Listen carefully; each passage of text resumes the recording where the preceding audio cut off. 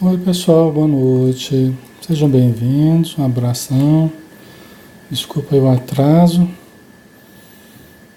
mas a hora que eu vi o computador estava atualizando aqui, aí não tinha jeito. Só um pouquinho que a gente já começa.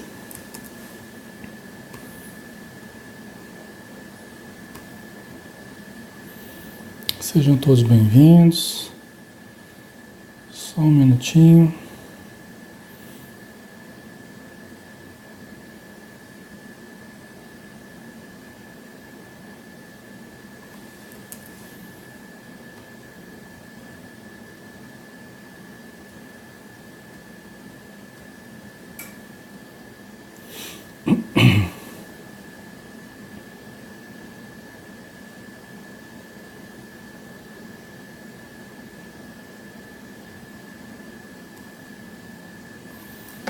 Prontinho. Vamos lá, né? Vamos fazer a nossa prece e começar o estudo de hoje.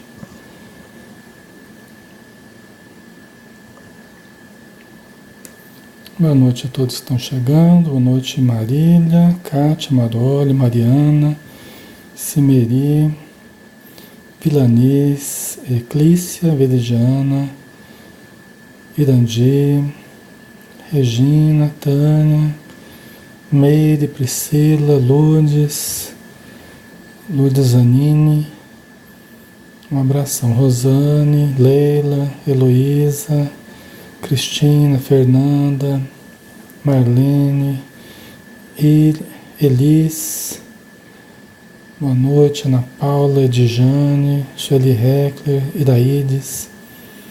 Um abração a todos, pessoal. Vamos lá, né? Então vamos fazer a nossa prece, né? Pedindo ao nosso Mestre Jesus que abençoe o nosso esforço de aprendermos, de canalizarmos as boas intuições do alto, para que todos compreendamos a função que nos cabe diante da mediunidade, diante dos potenciais superiores que a criatura possui. Abençoa, Senhor, os irmãos necessitados no plano físico e no plano espiritual. Abençoa todos os lares aqui representados, todas as famílias e os irmãos espirituais que se acomodam ao nosso redor para aurirem energias novas e encontrarem um rumo novo para as suas vidas. Que a tua luz, Senhor, permaneça sempre conosco, espargindo o teu amor hoje e sempre. Que assim seja. Então vamos lá, né? Vamos estudar, vamos dar continuidade ao livro Nos Domínios da Mediunidade, né? Hoje o capítulo 8, nós vamos começar Psicofonia sonambúlica, que seria a psicofonia inconsciente, que a gente costuma chamar, mas que o termo não reflete bem o que acontece, né? Porque na verdade o médium não está inconsciente, tá? Então esse termo mediunidade, a psicofonia sonambúlica é um termo também interessante, né? Mas que seria o equivalente à mediunidade dita inconsciente, né?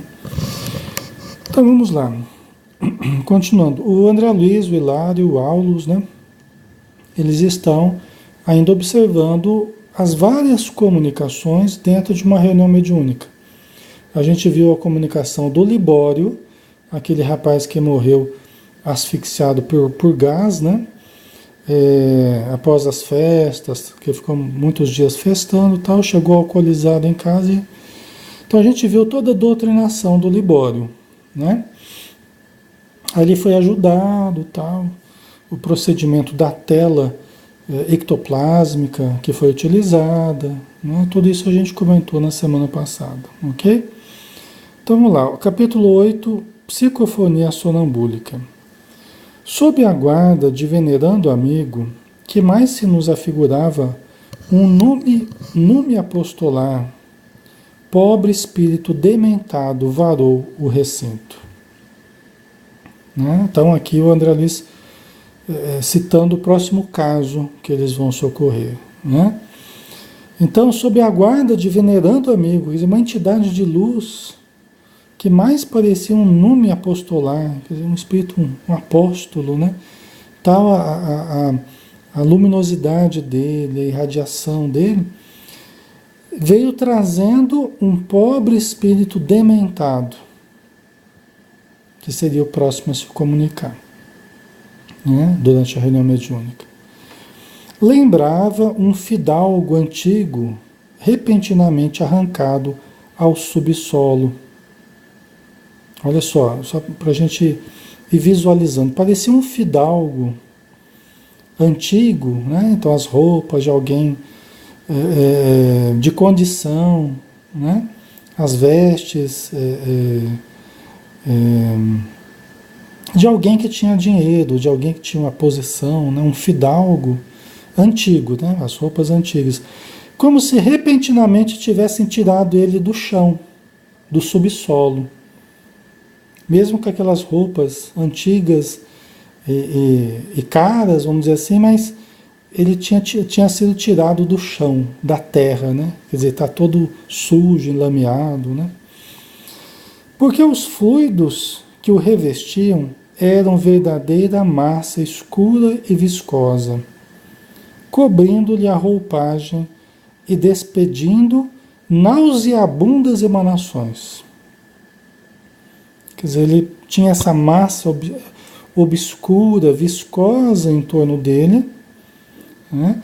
E ele irradiava um odor fétido, nauseabundo, né? Emanações fétidas. Tá? Só para a gente imaginar aqui o quadro, né? Isso tudo, pessoal, ocorre em toda reunião mediúnica. Tá? Entidades que vêm irradiando essas emanações fétidas, odores vários, né? Energias deletérias que contaminam todo o ambiente. Por isso que depois de algumas comunicações, lá para metade da reunião mediúnica, eu gosto geralmente de associar alguma música, a gente utilizar alguma música para ajudar a limpar um pouco o ambiente.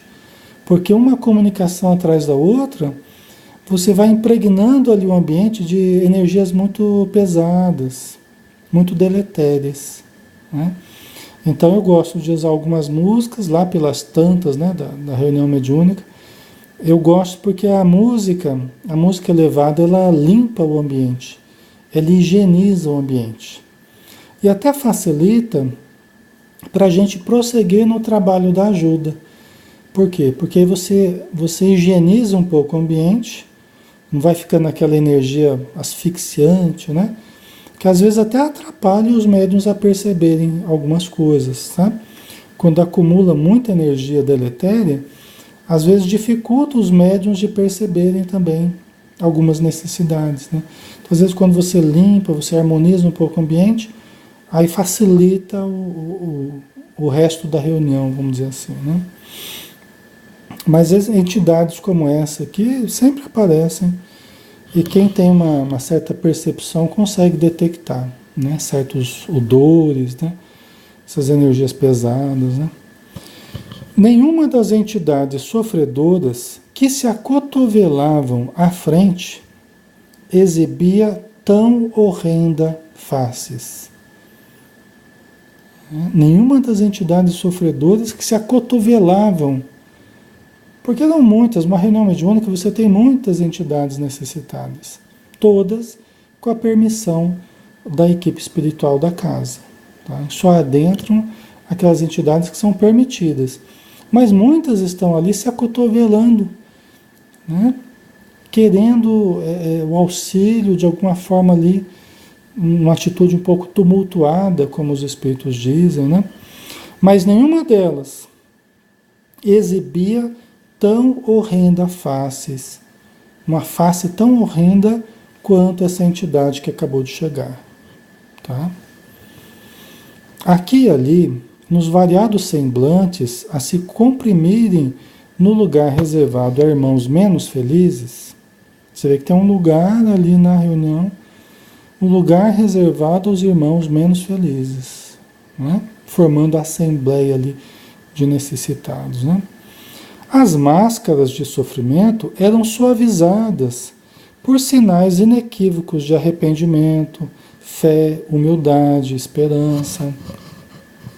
Né? Então, em muitas entidades que fazem parte daquela reunião mediúnica, você via a face de sofrimento, mas era atenuado por sinais de arrependimento, fé, humildade, esperança. Né? Mas naquele rosto patibular, o que é um rosto patibular? É do patíbulo. Né? Por quê? É aquele que cuida, é aquele carrasco que cuida, por exemplo, quando se vai decapitar alguém, quando se vai enforcar alguém, é aquele que está fazendo as funções ali de carrasco, né? É um ambiente onde ficam os criminosos, né?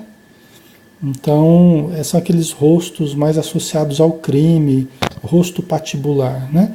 Aquele rosto do característico, né, daquele criminoso, né? Dá para a gente entender dessa forma, tá? Ok.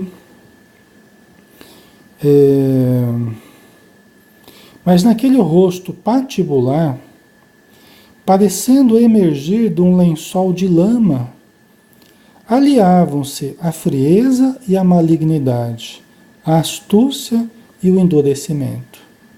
Né? Quer dizer, está caracterizando a entidade que acabou de chegar, né? Que vai ser atendida. Ante a expressão com que surgia, veja bem, aqui, pessoal, muitos dos espíritos obsessores, eles basicamente têm essas características que estão sendo citadas aqui, a frieza, a dureza, esses rostos patibulares, né? Essa energia deletéria que eles irradiam, em maior ou menor grau. Mas as entidades obsessoras, via de regra, se caracterizam dessa forma. Né? Numa reunião mediúnica, basicamente, os irmãos necessitados, eles podem ser divididos em dois grandes grupos. Tá? O grupo dos necessitados que querem auxílio e do grupo dos necessitados que não querem auxílio. Ou seja, o grupo dos sofredores, né, que estão ali requisitando auxílio, que estão pedindo, às vezes alienados, às vezes drogaditos, às vezes vários tipos de acidentados, por exemplo, né, mas que estão ali pedindo auxílio ou requisitando auxílio, né?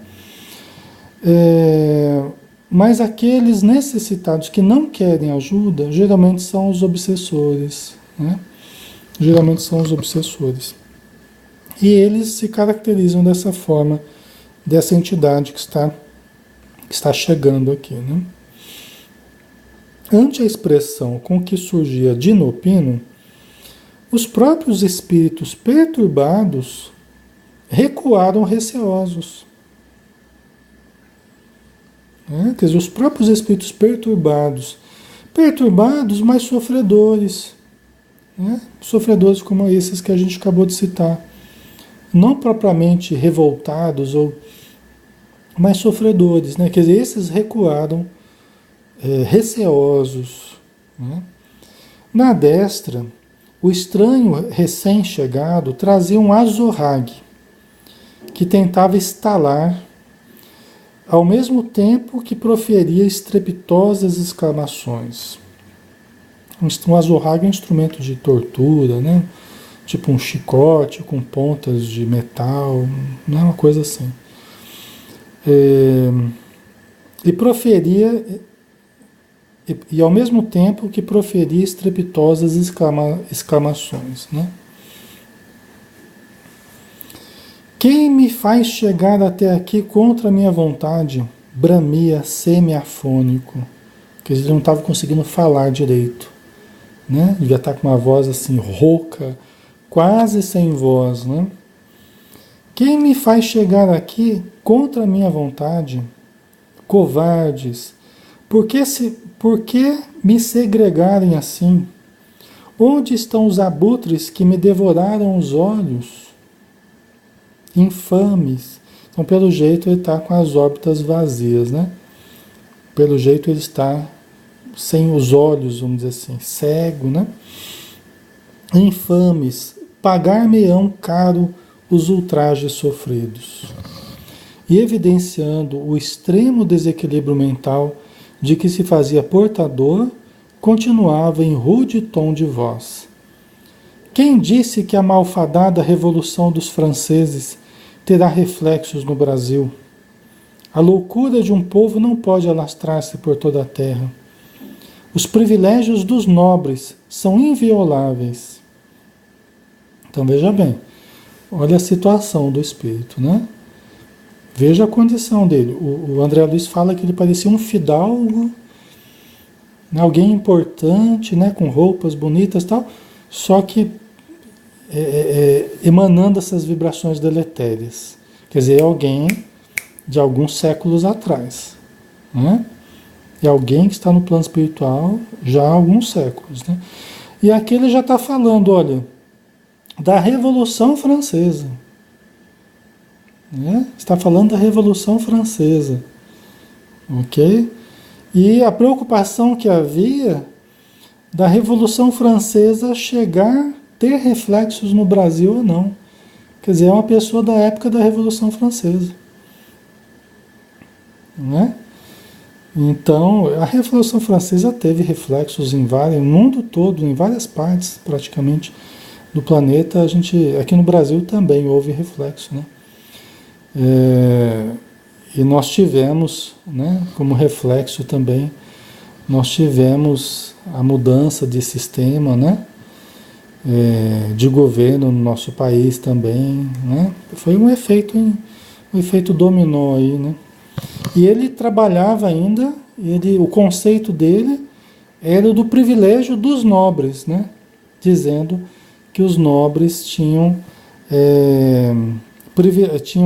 privilégios invioláveis. Esse era o pensamento dele, né? Então são os equívocos, são as ilusões que vão se desfazendo com o tempo, né? As mudanças nos países, nos governos, a mudança de concepção da vida, né? Vai provocando a mudança nas relações, né?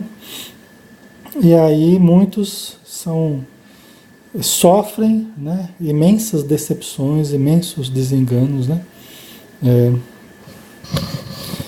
Então vamos lá, continuando aqui, só para a gente entender a condição dele. Quando a gente começa a atender um necessitado assim, a gente precisa ouvir primeiro.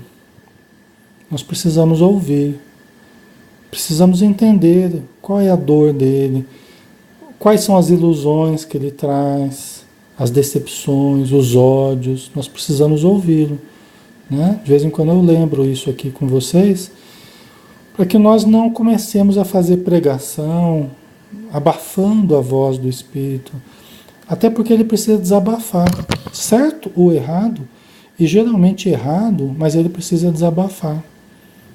E a gente precisa entender qual é o sofrimento dele se nós quisermos falar com propriedade, né? Ok? Então vamos continuar. Vem dos reis, né? O privilégio dos nobres são invioláveis. Vem dos reis, que são indiscutivelmente os escolhidos de Deus. Olha o conceito dele, né? Que os reis são indiscutivelmente os escolhidos de Deus. Que era o pensamento corrente, né? Nas monarquias mundo afora aí, o pensamento era que os reis eles eram os escolhidos por Deus, eram os representantes, né? A linhagem nobre, né? Era uma coisa assim, que tinha uma certa relação com essa questão divina, né? E a população aceitava isso, né?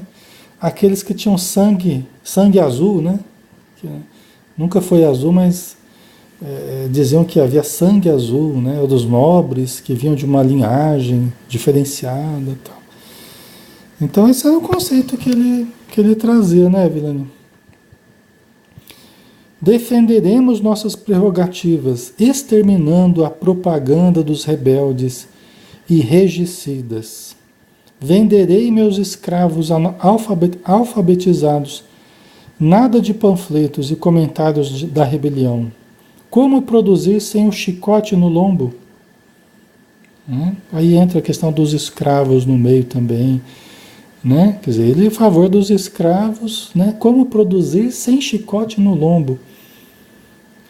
Então veja todo o contexto aqui de conceitos equivocados, de uma luta para manutenção dos seus privilégios, né? À base da exploração do trabalho escravo. Aí entra todo esse equívoco. Né? E todos os fujões e criminosos conhecerão o peso dos meus braços. Matarei sem piedade. 5 troncos de suplício, 5 troncos.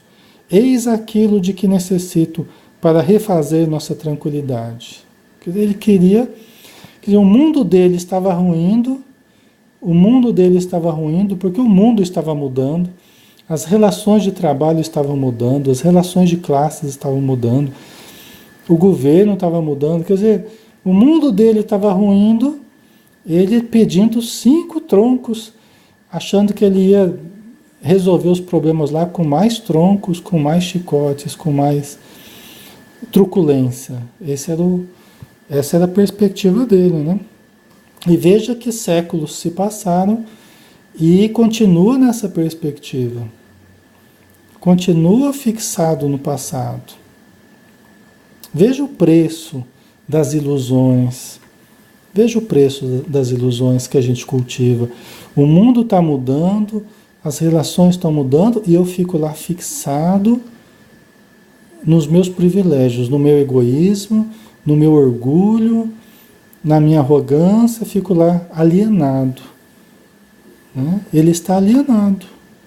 Esse é o preço que se paga por querer viver de forma egoística, né? De forma orgulhosa, egocêntrica. A gente fica cristalizado nos nossos próprios equívocos. E o mundo mudando. O mundo mudando e a gente cristalizado. Né? Séculos se passaram e ele está cristalizado ainda. Né? Ok? Essas energias deletérias, elas não se formam à toa. É o tipo de onda que o espírito irradia. Se você tem ondas de amor, se você tem irradiações de paz, você tem uma frequência que irradia luz. O amor é luz a se irradiar. É uma frequência específica, né? Com uma coloração específica. Quando você vibra ódio, revolta, indignação, despeito, inveja, orgulho, egoísmo, você apaga a luz e irradia essa energia deletéria. Então essa energia toda, essa lama toda que ele traz é fruto dos pensamentos que ele cultiva. E aqui a gente está entendendo quais são esses pensamentos. Né? São os pensamentos equivocados que ele traz. Ok?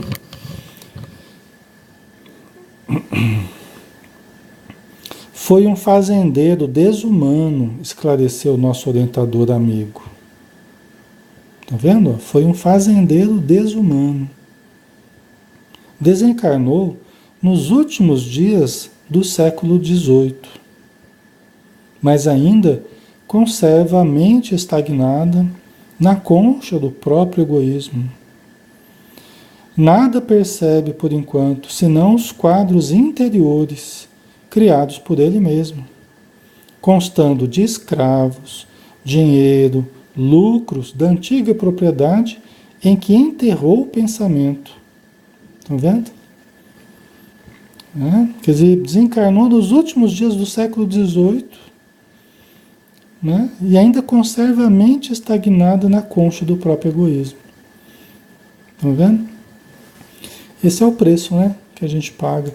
Por isso é que os poderosos de hoje, né, cristalizados no seu narcisismo, no seu egoísmo, nas ilusões que criam, né? São poderosos hoje. Hoje eles fazem, acontecem, manipulam, usam de artifícios vários para se manter no poder, né? Torcem leis, compram pessoas. Mas depois passam séculos, esses hoje que estão aí se locupletando com poder, com dinheiro, com a influência, serão esses que estarão aí séculos depois de mente fixada ainda, de mente fixada nesse pretenso poder, ou nesse poder passageiro, vamos dizer assim. Serão esses aí que estarão. O mundo mudando, as pessoas avançando, e os poderosos de hoje e amanhã serão esse personagem aqui, né? Entendeu? Ficarão presos às suas próprias criações, aos monstros que criaram para si próprios. Isso é com todos nós, né? Não é só com os outros, não. Conosco também. Nós ficaremos sempre presos às nossas próprias criações. Sejam elas boas ou sejam ruins. As boas nos trarão harmonia, nos trarão conquistas positivas, né? Gerarão saúde, equilíbrio, conhecimento, amor, né? As ruins nos atrelarão, né? A gente ficará atrelado às consequências ruins que nós criarmos, né? Hoje, né? Certo? Tá fazendo sentido para vocês, pessoal? Tá ficando claro? Então ele ficou, né, escravizado, preso, cristalizado em escravos, dinheiro, lucros, né, da propriedade rural, em que ele enterrou o pensamento, convertendo-se hoje em vampiro inconsciente de almas reencarnadas que lhe foram queridas no Brasil colônia. Então, o que acontece com ele hoje? Toda essa estrutura que ele criou dentro dele, essa estrutura desarmônica, faz com que hoje ele se converta em vampiro inconsciente. Por que um vampiro inconsciente? Quem é o vampiro?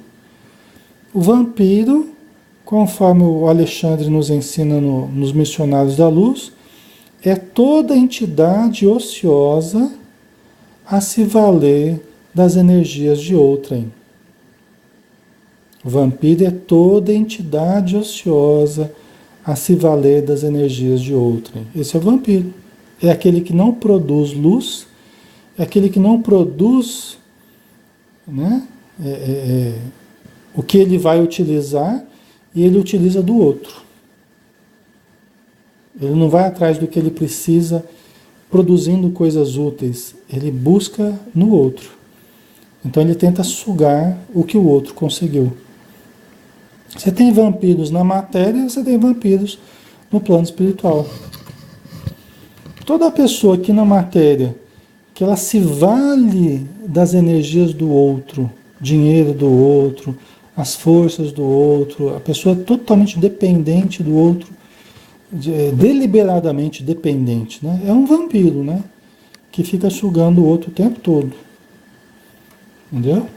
Não se move no sentido de acender a própria luz, de adquirir conhecimento, de adquirir aprendizado, amor. Não.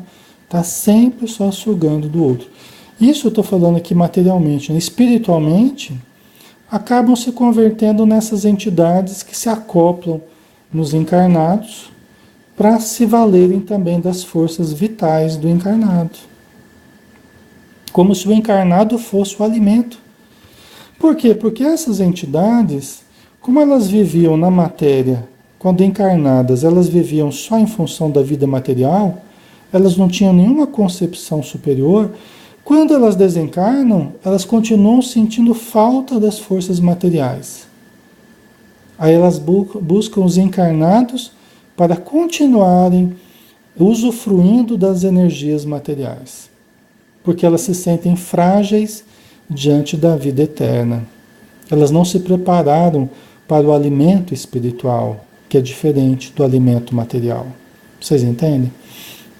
Aí que surgem esses processos de obsessão, de vampirização, né? Aqui no caso, ele é um vampiro inconsciente. Ele não sabe propriamente que ele está vampirizando. As almas reencarnadas, quem que ele está vampirizando?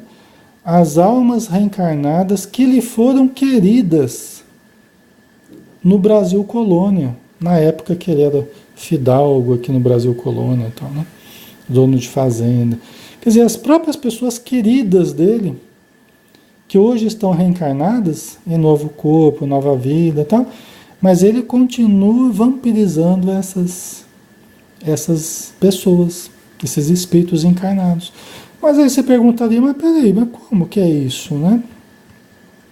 Como é que Deus permite, como é que a lei permite, né, que ele continue desse jeito, ainda vampirizando inconscientemente essas almas queridas dele da época do Brasil colônia? Certamente, isso diante da lei de causa e efeito, né, pessoal? Essa sintonia, ela não se baseia apenas no afeto. Tem um bichinho aqui. Ela se baseia também na afinidade vibratória, de pendores, de gostos, de modos de pensar, tal, né? Então, certamente ele está vampirizando essas almas queridas dele da época do Brasil colônia, porque são pessoas que também têm alguma responsabilidade no modo dele ser, no modo dele agir, no modo dele viver, entendeu? Então, assim, não é permitido que espíritos, pessoas de uma condição mais elevada, né, sejam vampirizadas por entidades que não tenham nada a ver com elas, por exemplo, né? Então não é permitido que isso aconteça. Isso acontece dentro da lei de causa e efeito. Ninguém está sofrendo à toa, ninguém está passando pelo que não deve, não é? Senão Deus seria injusto, né? E a gente sabe que dentro da vida não existe a injustiça propriamente, né? A lei divina não existe isso, né? Ok? Então vamos lá. Com todo o respeito que devemos à fraternidade, aqui o instrutor comentando, né? Com todo o respeito que devemos à fraternidade, podemos dizer que ele nada mais fora que desapiedado algoz dos infortunados cativos que lhe caíam sob o guante de ferro. Foi mais um dono de escravos, né? Como muitos existiram. E aqui, com todo respeito, como diz aqui o Aulus, né? Mas muitos foram desapiedados, algozes dos infortunados cativos. Né? Muitos não fizeram senão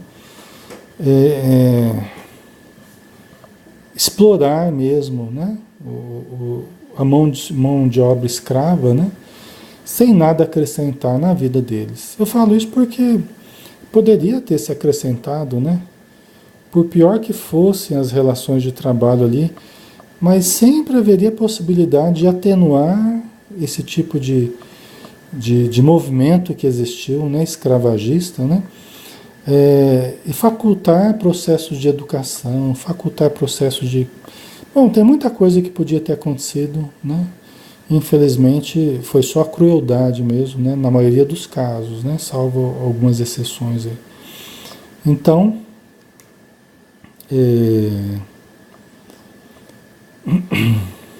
vamos ver aqui, né? Então, ele nada mais foi do que desapiedado algoz dos infortunados cativos que lhe caíam sob o guante de ferro. Detentor de vastíssimo latifúndio, possuía consigo larga legião de servidores que lhe conheceram de perto a tirania e a perversidade. Valendo-me da pausa espontânea, fitei o rosto do triste recém-chegado com mais atenção, reconhecendo que os seus olhos, embora móveis quanto os de um felino, estavam vidrados, mortos. Estavam vidrados, mortos. Muitos, inclusive, usavam cegar certos escravos, né? Com aqueles instrumentos de marcar gado, com certos ferros, né? Eles costumavam cegar certos escravos, né? Então tem até problemas de visão hoje em dia que a pessoa pode desenvolver em função disso. Tem problemas graves na visão que algumas pessoas desenvolvem, logicamente que não todas, mas algumas que tiveram esse hábito de cegar os outros com ferro em brasa, né? Hoje vem com certos processos kármicos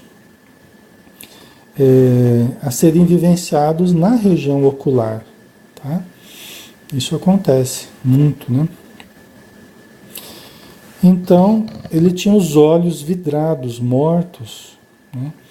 E apontar para aquelas órbitas inexpressivas quando o instrutor, adivinhando o meu impulso, acrescentou: odiava os trabalhadores que lhe fugiam às garras, e quando conseguia arrebatá-los ao quilombo, não somente os algemava aos troncos de martírio, mas queimava, tá vendo? Mas queimava-lhes os olhos, reduzindo-os à cegueira, para escarmento das senzalas, né? Então é justamente aquilo que a gente estava falando, né? Quer dizer, ele odiava aqueles que fugiam, que tentavam fugir. Quando eram pegos, eles não apenas ficavam algemados, mas eles tinham os olhos queimados, né? Quer dizer, terrível, né, pessoal? E isso tudo não precisava, né? Tudo isso não precisava. E são escolhas que a gente faz, são escolhas que a gente fez, né? E aí a gente acaba sofrendo os resultados ao longo das encarnações, né? A gente acaba sofrendo. Feitores, né? Uma vez eu visitava, tinha um casal que já está até desencarnado, eu visitava as casas, assim, pessoas, né, região de favela, assim, então, e tinha dois senhores, um casal de senhores de cor, né? Dona Cleide e o seu Adão. A gente visitava eles, muito, muito simples, assim, um ambiente muito simples, muito precário, né? E aconteceu uma coisa bem interessante, que a gente fazia essas visitas, levava mantimentos, tal, uma coisinha ou outra que eles precisavam, cantava algumas músicas lá, fazia uma prece, aplicava um passe neles, tal. E de repente apareceu nos tornozelos da Dona Cleide, apareceu duas feridas nos dois tornozelos que nada tratava aquelas feridas, nada fechava aquelas feridas. E a gente ia lá e levava coisa lá e fazia curativo lá, e não, os vicentinos iam lá também, levava coisa, tratava e não fechava as feridas, né? Até que a gente, assim, preocupado com ela, tá? A gente fez uma vibração na reunião mediúnica, e aí um espírito que era escravo dela, que tinha ainda os grilhões, né, aquelas estruturas de ferro, né, que eram colocadas nos tornozelos, trazia ainda aqueles grilhões nos tornozelos, com feridas nos tornozelos, né? E é justamente a região onde ela estava ali, que é uma região kármica dela, né? Por quê? Porque ela era dona de escravos, o marido dela era o feitor, na fazenda que ela era dona, o marido dela de hoje, né? Ele era o feitor de ontem, né? Sob as ordens dela. Hoje eram casados, né? Então, aquela percepção da entidade ligada a ela, ainda trazendo as feridas no tornozelo, né? Devido aos maus tratos que sofreu e tal, aquilo materializava no corpo dela, porque era uma região que os espíritos chamam de zona de predisposição mórbida, ou seja, uma região predisposta a adoecer, a gerar doença. Porque, pessoal, tudo que a gente usa mal, né, ou que a gente fere alguém em determinada região, a gente está lesando a nós mesmos naquela região. Né? Toda má ação que que a gente comete com relação a alguém, no corpo daquela pessoa, né? Você, na verdade, você está lesando a sua consciência e você vai gerar aquela zona de predisposição mórbida no seu perispírito e depois no seu corpo físico, entendeu? Então, é interessante que a gente socorreu a entidade, a gente socorreu aquele espírito que estava muito sofredor, estava revoltado, tal, foi bem difícil, mas ele acabou aceitando ajuda e alguns dias depois os ferimentos dela começaram a fechar. Foi muito interessante, né? Deu para ver muito claramente a relação entre o socorro e entre a melhora dela. A gente observa sempre isso, né? Em alguns dos casos que a gente atende e tal. Isso acontece bastante devido à influência espiritual e a culpa que as pessoas trazem inconscientemente, né? Dos erros praticados, tá? Ok? Então ele tinha esse hábito, né? Esse espírito aqui, ele tinha o hábito de cegar e agora ele estava com os olhos cegos também, né? Ok? Alguns dos raros quilombolas que resistiam à morte eram sentenciados depois de cegos às mandíbulas de cães bravios. Já pensou? Quer dizer, além de cegar, muitos eram ainda deixados para os cães comerem, né? Uma coisa absurda, né? Mas era o que acontecia. A gente conversando com negros assim dessa época, espíritos que viveram, pessoal, é incrível. As narrativas que eles fazem vão muito além do que a gente viu já em filmes, em seriados, coisas. Vai muito além do que a gente imaginava. E você ouvir isso, do que eram feitos, né, pela voz do próprio personagem ali que viveu essa situação, é chocante, assim, né? É comovente a gente ouvir certas narrativas, né? Por isso que é tão importante hoje em dia as reuniões mediúnicas, trabalharmos com a mediunidade, entendermos a função de tudo isso, não somente para nós, para a nossa saúde, não somente para a saúde da nossa família ou da casa espírita, mas a saúde da sociedade. Por quê? Porque muitos desses espíritos que sofreram continuam sofrendo ainda ao nosso redor. E muitos estão perto de nós, que nós fomos os seus algozes no passado, seja na época da escravatura, seja em outras épocas, a Inquisição e tantos outros períodos aí tristes da humanidade que nós participamos, né? Então, é uma forma de nós nos ajudarmos, é uma forma de nós ajudarmos esses espíritos. Ajudando eles, nós vamos nos ajudando, né? Libertando eles das amarras do ódio, da vingança, do equívoco, da ilusão, nós vamos também nos libertando. Nós vamos nos libertando do passado para viver melhor o presente, né? Então, é muito importante. As reuniões mediúnicas, né?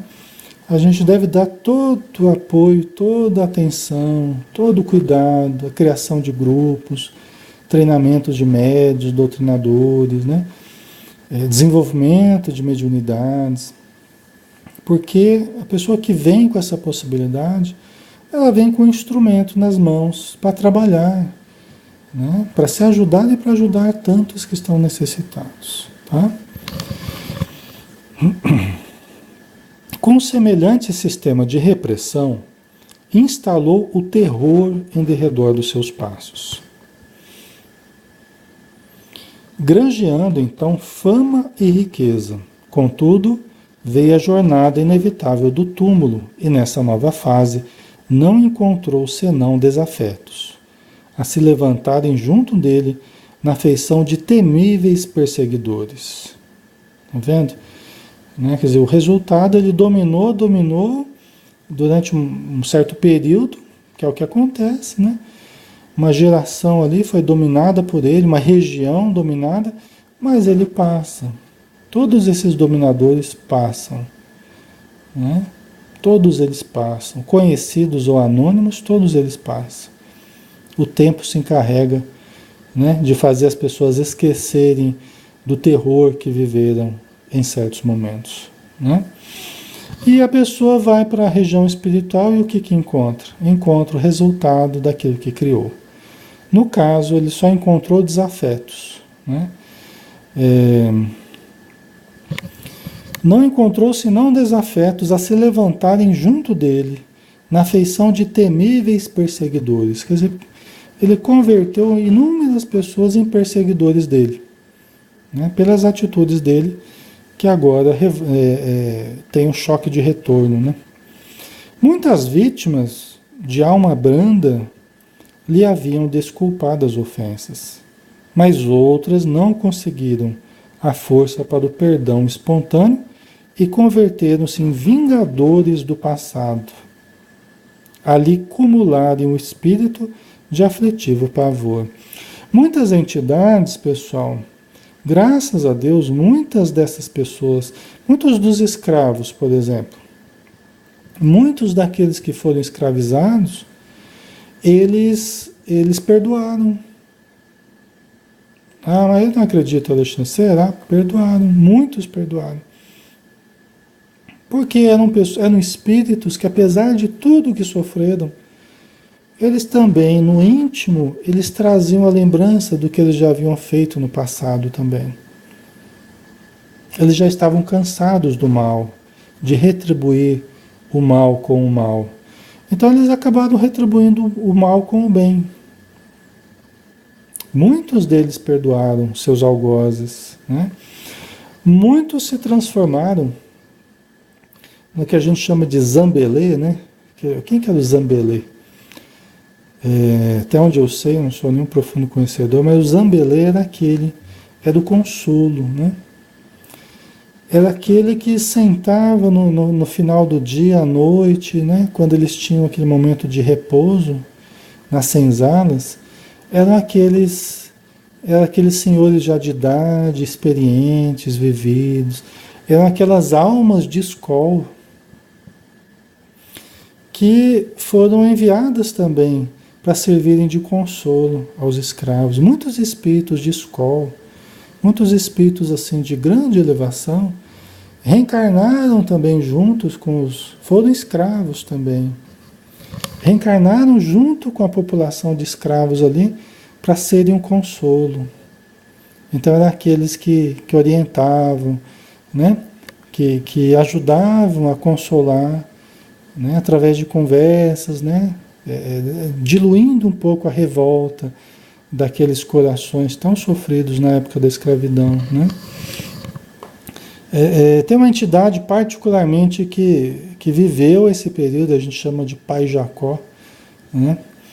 É uma entidade que me ajudou muito, desde a infância, certamente desde antes, que foi um desses espíritos que foi o consolo, né? Quando estava encarnado, era um desses pretos velhos.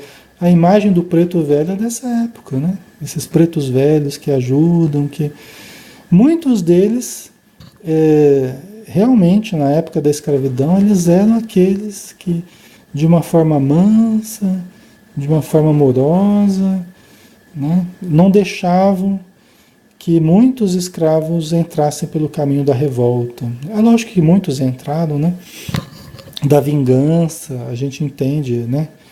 Mas muitos não, muitos ouviam, muitas mulheres, muitos homens ouviam os conselhos desses pretos velhos, né? Que até hoje nos ajudam nas reuniões mediúnicas, né? Então, no caso aqui desse espírito, né? Ele encontrou muitos que não o haviam perdoado. Se muitos haviam perdoado, outro tanto não haviam perdoado, né? E acabaram se convertendo em vingadores do passado, lhe acumulando o espírito de aflitivo pavor. Eles cercaram ele, gerando pavor em torno dele, né? Emaranhado nas teias da usura e fazendo do ouro o único poder em que acreditava, nem de leve se sentiu transportado de um modo de vida para outro através da morte. Quer dizer, ele ficou ainda preocupado com a questão do dinheiro. Estar vivo na matéria ou fora dela, para ele não mudou nada, nem de leve. Há um outro tipo de mundo, outro tipo de vida, ele continuou ali preso às suas ambições, né? Ao seu modo de pensar e de agir.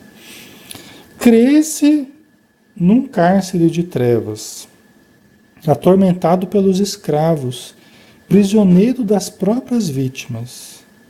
Quer dizer, ele se imagina, ele acha que ele está encarcerado.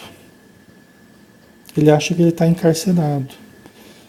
Né? Vítima, né? Preso por suas vítimas. Né? Ele acha que ele está encarcerado. Ele está parecendo aquela velhinha lá do Nosso Lar, né? Que o André Luiz foi recebê-la, ela vinda do umbral, junto com uma turma de espíritos que foi socorrida do umbral, e a velhinha tinha sido dona de escravos e tinha a mente ainda presa a essa questão de escravos, né? E que ela fala de uma forma, ela sabia que tinha morrido, né? E ela não entendia por que tinham demorado tanto a ajudá-la, porque ela tinha deixado tudo pago na igreja dela e tal. E demorou, né? Porque ela fazia muito tempo que ela estava no umbral, né? Aí ela fala assim que o André Luiz tenta dizer que não, mas os escravos eram nossos irmãos, tal, né? E aí tentando doutrinar a velhinha, isso é que não, porque até os padres tinham escravos, né? Coisa triste, né? Mas até a situação até é cômica, né? Porque ela não, isso é que não. Porque os próprios padres falavam que os negros tinham sido criados para servir no cativeiro. Como se fossem almas demoníacas, né? E aí ela fala assim, né? Ela fala assim que ela viu depois da morte que os demônios eram negros também. Não é que os demônios eram negros, né? É que ela encontrou aqueles a que ela prejudicou, né? Que se converteram para ela em verdadeiros demônios, né? Depois que ela desencarnou, né? Então ela não se distingue muito desse caso aqui que a gente está analisando, né? Faz parte do mesmo tipo de pensamento, do mesmo tipo de equívoco que esse aqui também viveu, né? Ok? Vive assim entre a desesperação e o remorso, martirizado pelas reminiscências das flagelações que decretava e hipnotizado pelos algozes de agora, dos quais no pretérito foi verdugo, vê-se reduzido à extrema cegueira, por se lhe desequilibrarem no corpo espiritual as faculdades da visão. Né? Então essa é a condição dele aqui. Né? Ele já traz, pelo jeito aqui, ele traz já o remorso, o que é uma coisa boa, né? Entre o desespero e o remorso. Né? Então ele já traz pelo menos a recapitulação daquilo que ele fez. Ele já percebe que a atitude dele não foi correta. Né? Só que ele está hipnotizado pelos algozes de agora, pelas as pessoas que ele prejudicou no passado, que hoje são os seus algozes, né? E vê-se a extrema cegueira por se lhe desequilibrarem no corpo espiritual as faculdades da visão. Quer dizer, ele desequilibrou a faculdade da visão, né? Quer dizer, o próprio perispírito se mostra prejudicado nesse aspecto, né? Nessa faculdade que é a visão, certamente pelo fato dele ter cegado alguns dos seus escravos, né? Enquanto se nos alongava o entendimento, o infeliz era situado junto de Dona Celina. Tá? Então, veja bem, nós só estamos dando, né? O Aulo está dando assim, o contexto em que se aproximou esse espírito, para nós entendermos a condição dele, a história dele e tal, né? E a gente lembrar que cada um que chega perto da gente para ser socorrido, ele tem a sua história, ele tem as suas dores, tem os seus amores, tem os seus equívocos, né? É lógico que numa reunião mediúnica, a gente não vai ter acesso a detalhes como a gente está tendo aqui, né? Mais raramente a gente vai ter acesso a algumas informações, mas a gente vai mais ajudar, né, de uma forma anônima, sem saber muitos detalhes do espírito, naquilo que nos for permitido ajudar, tá? Então eles estão colocando esse espírito perto da Dona Celina. E aí uma coisa interessante, que a gente vai ver na semana que vem. Nosso horário já está acabando, né? A Dona Celina é a melhor médium, é o instrumento mais delicado em termos mediúnicos desse grupo que o André Luiz está analisando. A médium Celina é o melhor instrumento desse grupo. O André Luiz até vai questionar. Oh, peraí, vocês estão colocando o espírito mais atrasado, né? O espírito mais trevoso aqui, vocês estão colocando junto da melhor médium. Não tem um equívoco aí, não tem um engano aí, não? O André Luiz pergunta para o Aulus, né? Aí a gente vai ver isso na semana que vem, a explicação do Aulus, a gente vai entender. Muito interessante, eu diria até um dos trechos mais importantes que existem em toda obra psicografada, em toda obra de autores sobre a mediunidade, em tudo que já se escreveu até hoje sobre a mediunidade, eu acho que esse ponto, essa análise da questão da Dona Celina aqui, eu acho que é um dos pontos mais importantes de tudo que eu já vi e eu já li em torno da mediunidade.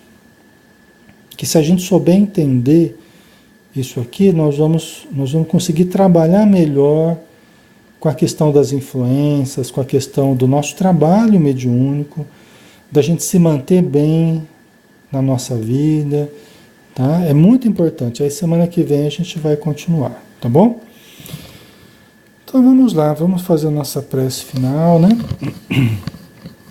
Agradecendo então a Jesus por mais essa oportunidade, agradecendo a todos os irmãos encarnados pela presença, pelo carinho, e agradecendo a Ti, Senhor, por toda a ajuda que recebemos, por todo amparo que tivemos, por toda a luz que recaiu sobre nós, clareando os nossos pensamentos, os nossos sentimentos, e nos dando uma oportunidade de algo nos elevar, de algo nos enriquecer, o interior, o sentimento, o pensamento, para que possamos nos harmonizar com a vida e possamos ser mais felizes. Que a Tua luz nos ilumine, nos proteja, nos abençoe, hoje e sempre, Senhor. Que assim seja. Ok, pessoal, muita paz a todos, fiquem com Deus. Na próxima quinta, às 8 da manhã, né, a gente tem o estudo do Livro dos Médiuns, né? Toda quinta às 8 da manhã, tá bom? Todos estão convidados. Um abração, até mais.